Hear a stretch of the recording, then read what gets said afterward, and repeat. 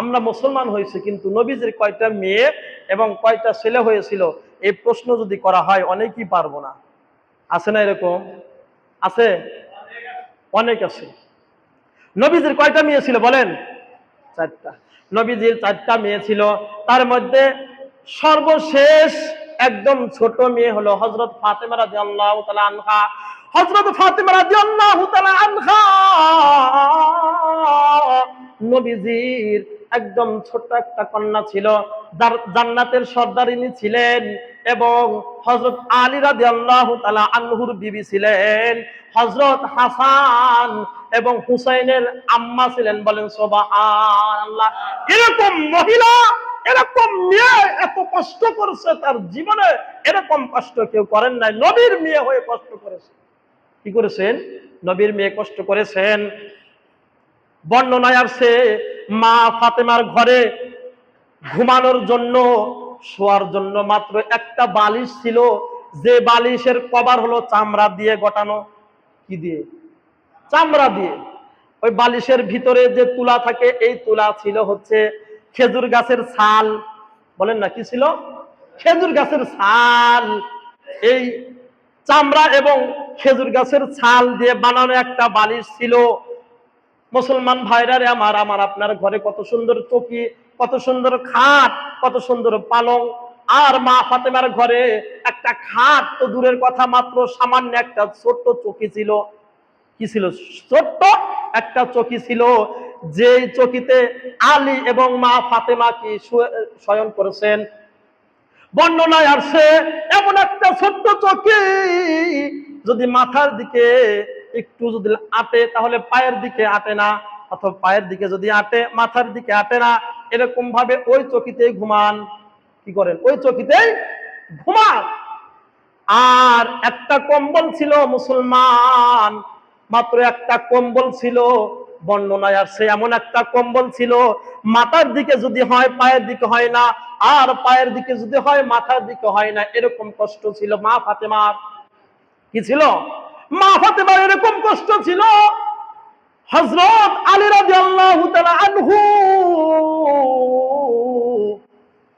মা ফাতেমাকে ডাক দেয়া বলে, ফাতেমা রে, নবীজির কাছে বুঝি গনিমতের মাল আসছে, গনিমতের অনেক মাল আসছে, তুমি একটু নবীজির কাছে যাও, তুমি একটু নবীজির কাছে যাও, আব্বা জানকে একটু বলো আমাদের দিন যায় যায়, দিন চলে চলে না, আমাদের দিন যায় যায় না, দিন চলে চলে না, তুমি একটু নবীজির কাছে বলো। মা ফাতেমা ঈশার নামাজের পরে রাত্রে নবীজি সাল্লাল্লাহু আলাইহি সাল্লামের বাড়িতে গিয়ে নবীজির দরজায় এরকম যখন খটখট করেন, নবীজি সাল্লাল্লাহু আলাইহি সাল্লাম বুঝতে পেরেছেন আমার কন্যা ফাতেমা আমার ঘরে আসতেছে। বলেন সুবহানাল্লাহ। বুঝতে পারছেন যে এখন এই যে আমার ঘরে খটখট করতেছে কে? আমার মেয়ে, আমার কন্যাকে ফাতেমা। নবীজি সাল্লাল্লাহু আলাইহি ওয়াসাল্লাম তার একজন দাসী ছিলেন ওই ঘরের ভিতরে, উম্মে আইমান রাদিয়াল্লাহু তাআলা আনহা। এই উম্মে আইমানকে বলল তুমি দরজাটা খুলে দাও। দরজাটা খুলে দিল। দরজাটা খুলে দেওয়ার পর মা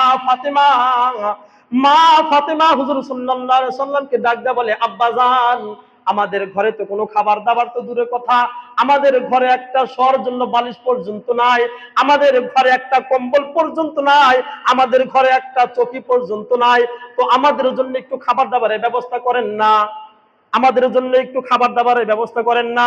আল্লাহ রাসূল লাগদা বলেন, ও ফাতেমা, আমার কাছে যে গনিমত গুলো আছে, এই গনিমত গুলো তোমার জন্য বরাদ্দ করা হয় নাই, এই গনিমত গুলো আমার গরিব উম্মতের জন্য বরাদ্দ করা হয়েছে। বলেন সুবহান। কার জন্য? নিজের মেয়ের জন্য না, বরং অন্যের জন্য। রাসূল বলতেছেন অন্যের জন্য বরাদ্দ করা হয়েছে, তোমার জন্য বরাদ্দ করা হয় নাই। মা ফাতেমা আল্লাহ রাসূলকে ডাক দিয়ে বলেন, আব্বাজান, তাহলে আমি আসি। আল্লাহ রাসূলকে সালাম দিয়ে মা ফাতেমা বাড়িতে চলে গেলেন। আলী রাদিয়াল্লাহু তাআলা আনহু মা ফাতেমাকে ডাক দিয়ে বলে, ফাতেমা রে, তুমি রাসূলের কাছে গিয়েছিলে, রাসূল কি বলছে? মা ফাতেমা ডাক দিয়ে বলে, আল্লাহ রাসূল বলছেন যে এই যে তার কাছে গনিমতের মাল আসছে সব গরিব গরিব উম্মতের জন্য, আমাদের জন্য নয়। এই শুনে হযরত আলী রাদিয়াল্লাহু তাআলা আনহু বললেন আলহামদুলিল্লাহ, বলেন আলহামদুলিল্লাহ। আমরা আমরা শুনলে বললাম কি অবস্থা, আমরা নিকটতম মানুষ, আমরা চলতে পারতেছি না, আর সে অন্যের জন্য টানাটানি করতেছে, আছে না? আর আগে নিকটের যারা নিকটতম আছে তাদের জন্য টেনশন করেন, অন্যের জন্য পরে করেন। কিন্তু রাসূল কি করছেন, তার মেয়েদের দেন নাই, তার পরিবারের জন্য রাখেন নাই, বরং গরিব উম্মতের জন্য কি করছেন, বিলিয়ে দিয়েছেন।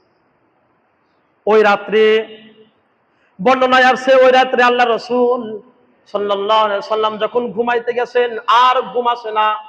কি আসে না? আল্লাহ রাসূলের আর ঘুম আসে না। আল্লাহ পাক রব্বুল আলামিন জিবরাইল আমিনকে পাঠায় দিয়েছেন, জিবরাইল যাও আমার রাসূলের কাছে যাও, আমার রাসূলকে বলে দাও ফাতেমার জন্য দুইটা জিনিসের বরাদ্দ আছে। কয়টা বলেন? কয়টা বলেন? কয়টা? দুইটা জিনিসের বরাদ্দ আছে। এক নাম্বার হলো গনিমতের মাল ফাতেমাকে দেওয়া হবে, আর একটা হলো তাসবিহে ফাতেমি সুবহানাল্লাহ 33 বার, আলহামদুলিল্লাহ 33 বার এবং আল্লাহু আকবার 34 বার। এই দুইটা জিনিস ফাতেমার জন্য বরাদ্দ আছে। তুমি জিবরাইল রাসূলের কাছে জানায় দাও, রাসূল ফাতেমার কাছে জানায় দিক। বলেন সুবহান। কি দা জানায় দিক।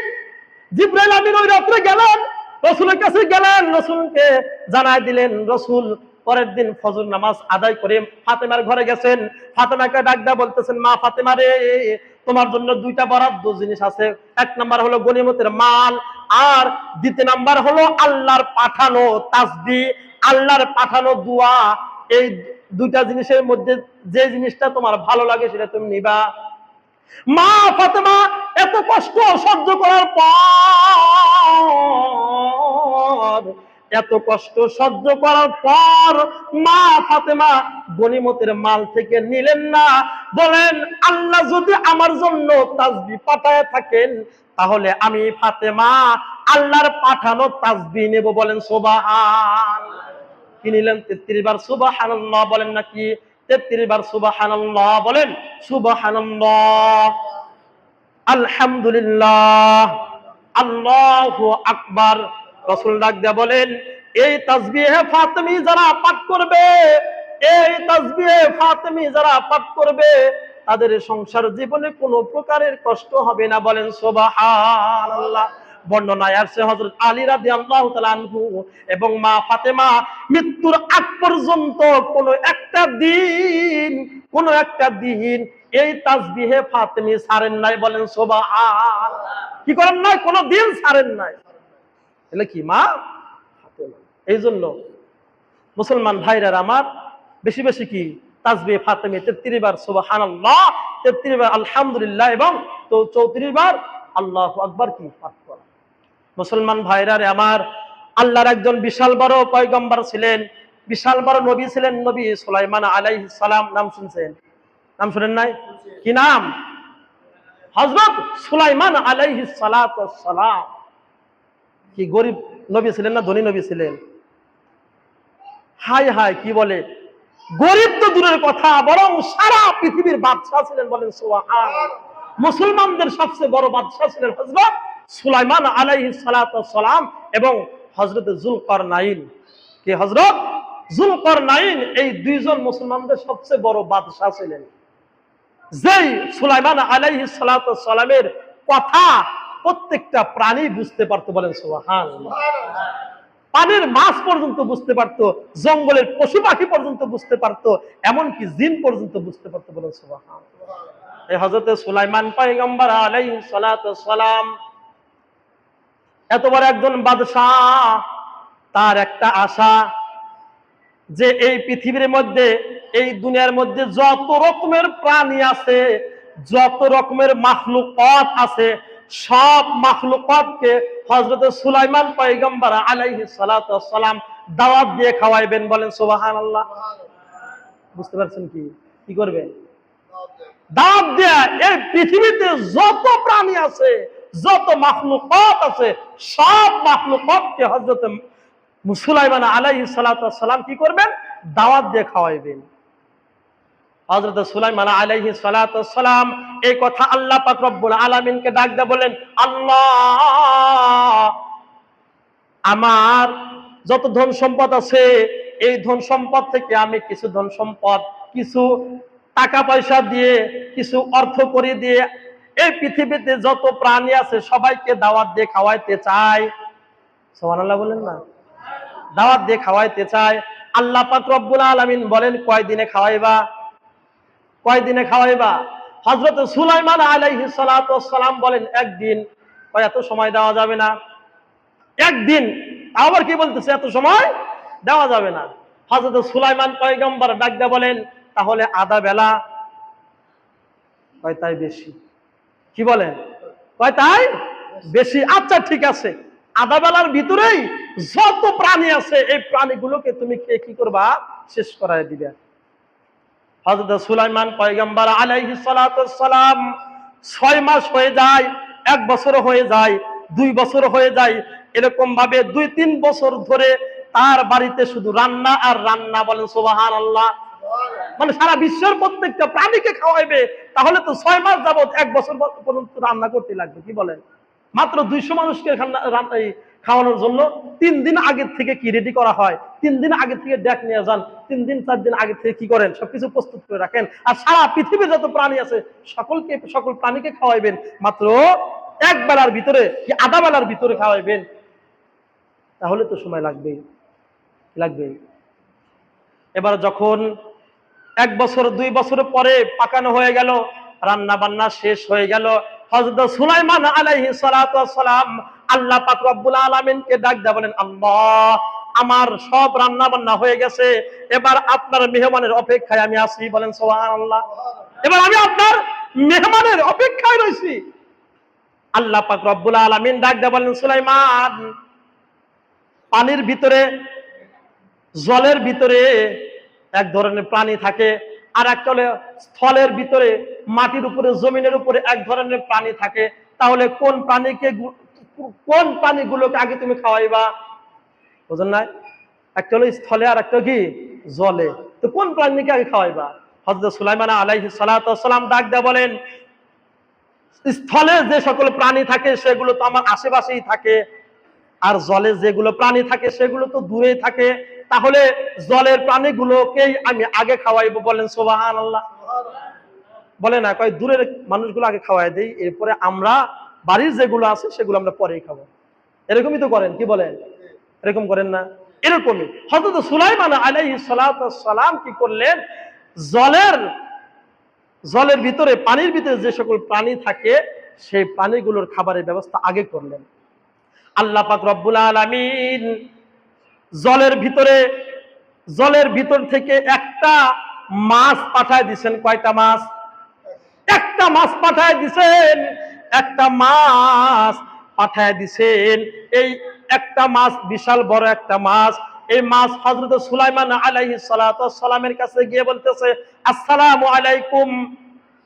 সুলাইমান আলাইহিস সালাম কি করতেছেন? সালাম দিতেছেন।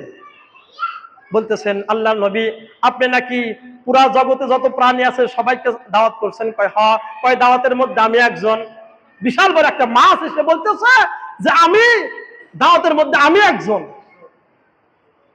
হযরত সুলাইমান পয়গম্বর বলতেছেন যে তাহলে আপনি বসেন, সবাই আসুক, এরপরে কি খাবার দাবারের আয়োজনটা করি।